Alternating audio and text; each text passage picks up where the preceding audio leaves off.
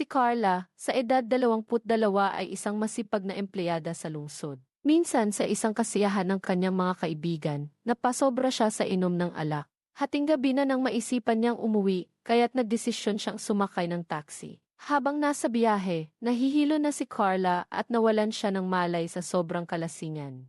Kinaumagahan, nagising siya sa isang hindi pamilyar na lugar, isang maliit at simpleng kwarto. Nakita niya ang taxi driver na si Mang Ramil na mukhang abala sa paghahanda ng pagkain. Anong nangyari? Bakit ako nandito?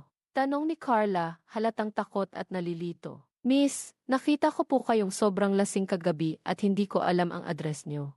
Inuwi ko muna kayo rito para siguraduhing ligtas kayo, sagot ni Ramil na may pag-aalala. Bagamat may agam-agam si Carla, nagpasalamat siya sa sinabi ng driver. Subalit habang iniisip ang nangyari noong gabi, napansin niyang tila may mali. Hindi niya maalala ang buong detalye ng biyahe, at habang lumilipas ang mga araw, napansin niya ang kakaibang pagbabago sa kanyang katawan. Matapos ang ilang linggo, napagtanto ni Carla na buntis siya. Hindi niya alam kung paano ito nangyari dahil sigurado siyang wala siyang karelasyon o nakasama kamakailan. Naalala niya ang gabing iyon sa taxi at nagdesisyon siyang harapin si Mang Ramil. Sabihin mo sa akin ang totoo.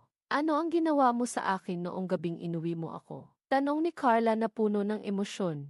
Hindi nakapagsalita agad si Ramil. Sa huli, inamin niya ang kanyang nagawa. Sinamantala niya ang kalasingan ni Carla ng gabing iyon. Nagalit si Carla at agad na dinala ang sitwasyon sa mga otoridad.